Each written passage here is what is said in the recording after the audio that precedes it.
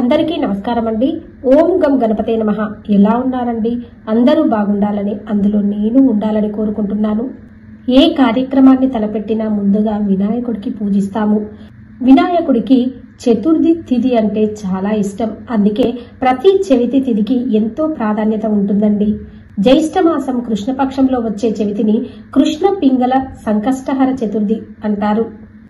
2025 June 14వ తేదీన వచ్చే సంకష్టహర చతుర్థి ప్రాధాన్యత, ప్రాముఖ్యత గురించి తెలుసుకుందామండి. వీడియోలోకి వెళ్లే ముందు ఒక చిన్న రిక్వెస్ట్ అండి. కొత్తగా ఎవరైనా ఛానల్ ను చూస్తున్నట్టయితే మీకు గనక వీడియో నచ్చితే ఒక లైక్ వేయండి, షేర్ చేయండి, ఛానల్ ని తప్పకుండా సబ్స్క్రైబ్ చేసుకోండి. వేద క్యాలెండర్ ప్రకారము ఈ ఏడాది 2025 కృష్ణ పింగళ సంకష్టహర చతుర్థి జూన్ 14న వచ్చిందండి. శనివారం మధ్యాహ్నం 3:46 ప్రారంభమై జూన్ 15 మధ్యాహ్నం 3:51 చవితి తిథి ముగుస్తుందండి. సాధారణంగా సంకష్టహర చతుర్థి వినాయకుడికి పూజ సాయంత్రం వేళలో జరుపుకుంటాము.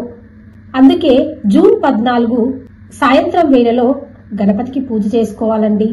చంద్రోదయం సమయం జూన్ 14 రాత్రి 10:07 జూన్ 14 రోజున వినాయక పూజ చేస్తే సర్వ విఘ్నాలు తొలగుతాయని మన నమ్మకం. గణేశ పురాణంలో అనేక కథల రూపంలో కృష్ణ పింగళ సంకష్టహర చతుర్థి గణపతి వ్రతాచరణ వల్ల కలిగే లాభాలు వివరించారండి. పుత్ర సంతాన ప్రాప్తి, బ్రహ్మహత్య పాతక నాశనము, వికలాంగ దోష నిర్మూలనము, రాజ్య ప్రాప్తి, కుజ దోష నివారణ, జాతకంలో ఎలాంటి దోషాలున్నా తొలగుతాయని పండితులు చెప్తున్నారండి. ఈ వ్రతాన్ని వివాహాలకు ఆటంకాలను తొలగించేదిగా, సంతానాన్ని ప్రసాదించేదిగా, దూరమైన బంధువులను తిరిగి కలిపేదిగా, జాతక దోషాలను పోగొట్టడంలో సాటిలేనిదిగా తెలియజేస్తుంటారు. కృష్ణ పింగళ సంకష్టహర చతుర్థి రోజున భక్తులు సూర్యోదయం నుంచి చంద్రోదయం వరకు ఉపవాసం ఉండి చంద్రుడిని పూజించిన తర్వాత మాత్రమే ఉపవాసం ముగించాలని పెద్దలు చెప్తుంటారండి. ఈ రోజున పూజలో గణేశునికి దర్భ, గడ్డి, మోదకము, పండ్లు మొదలైనవి సమర్పించాలి. ఇలా పూజిస్తే గణేశుడి ఆశీస్సులతో చేపట్టిన పనుల్లో అడ్డంకులు తొలగుతాయి.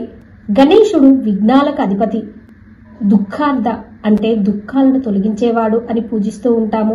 కృష్ణ పింగళ సంకష్టహర చతుర్థి రోజున భక్తులు అడ్డంకులు, దుఃఖాలను తొలగించుకోవడానికి ఉపవాసం ఉండాలని పెద్దలు చెప్తున్నారు. ఎందుకంటే గణపతి అడ్డంకులు లేదా సమస్యలను తొలగించే దేవుడిగా మనమంతా ఆరాధిస్తాము. సంకష్టహర చతుర్థి రోజున ఉపవాసం పాటించే ఆచారము 700 BCలోనే ప్రారంభమైందని మనం నమ్ముతున్నాము. సంకష్టహర చతుర్థి ప్రాముఖ్యత గురించి చెప్పుకున్నట్లయితే ఈ రోజున భక్తులు గణేశుని, కృష్ణ పింగళ మహాగణపతి అవతారాన్ని, శ్రీశక్తి గణపతి పీఠాన్ని పూజిస్తామండి. సంకష్టహర చతుర్థి రోజున ఉపవాసం ఉండి గణపతిని పూజించడం వల్ల ఇబ్బందులు తొలగుతాయి. పురాణాల ప్రకారం ద్వాపర యుగంలో శ్రీకృష్ణుడు పాండవరాజు యుధిష్ఠునికి ఈ ఉపవాస ప్రాముఖ్యతను వివరించారట. అందువల్ల భక్తుడు గణపతి ఆశీర్వాదం పొందడానికి సహాయపడే పురాతన సాంప్రదాయంగా మనం పరిగణిస్తాము. భక్తులు రోజంతా ఉపవాసం ఉంటారు, వ్రతకథను చదువుతారు, చంద్రుడిని చూసి తర్వాత గణపతిని పూజిస్తారు. ఈ రోజున చంద్రునికి సమర్పించాల్సిన నైవేద్యం ఏంటంటే చంద్రుడికి పచ్చి పాలు సమర్పించాలండి. ఈ రోజు చంద్రుడిని పూజించడం ద్వారా జాతకంలోని చంద్రదోషాలు తొలగిపోతాయి. ఈ రోజు పాటించవలసిన నియమాలు ఏంటంటే సూర్యోదయానికి ముందుగానే శిరస్నానం చేసి తర్వాత గణపతిని పూజించాలి. తెలుపు లేదా ఎరుపు రవిక గుడ్డ ముక్క తీసుకుని వినాయకుడి ముందు పెట్టి దానిని పసుపు కుంకుమలతో అలంకరించి మనస్సులోని కోరికను తలుచుకుని 3 గుప్పిళ్ల బియ్యాన్ని గుడ్డలో వేసి తర్వాత తమలపాకులో 2 ఎండు ఖర్జూరాలు, 2 వక్కలు దక్షిణ పెట్టి మనసులోని కోరికను మరొక్కసారి తలుచుకుని మూట కట్టాలి. సంకటనాశన గణేశ స్తోత్రం, సంకటహర చతుర్థి వ్రతకథను చదువుకోవాలి. ఈ మూటను స్వామి ముందు పెట్టి ధూపం వెలిగించి కొబ్బరికాయ లేదా పళ్ళు స్వామికి నివేదించాలి. తదుపరి గణపతి ఆలయానికి వెళ్లి 3 లేక 11 లేక 21 ప్రదక్షిణాలు చేయాలి. సూర్యుడు అస్తమించిన తర్వాత స్నానం చేసి దీపం వెలిగించి తిరిగి వినాయకుడికి పూజ చేసుకోవాలి. వినాయకుడికి కట్టిన ముడుపు బియ్యంతో పొంగలి తయారు చేసి స్వామికి నివేదించి సాయంత్రం తినాలి. వినాయకుడి పూజలో తప్పనిసరిగా గరిక ఉండే విధంగా చూసుకోవాలండి. తులసి దళాలను మాత్రం ఎట్టి పరిస్థితిలో వినాయకుడికి ఉపయోగించకూడదు. తప్పకుండా గుర్తుపెట్టుకోండి. ఇదంతా ఆచరించడం కష్టమని భావించే వాళ్ళు ఉపవాసం చేసి సంకటనాశన గణేశ స్తోత్రం చదివి దగ్గరలో ఉన్న గణపతి ఆలయాన్ని సందర్శించినా సరిపోతుందండి. ఉపవాసం చేయలేమండి అనుకునేవారు కనీసము 4 సార్లు శ్రీ సంకటనాశన గణేశ స్తోత్రం పఠించడం ఎంతో మంచిది.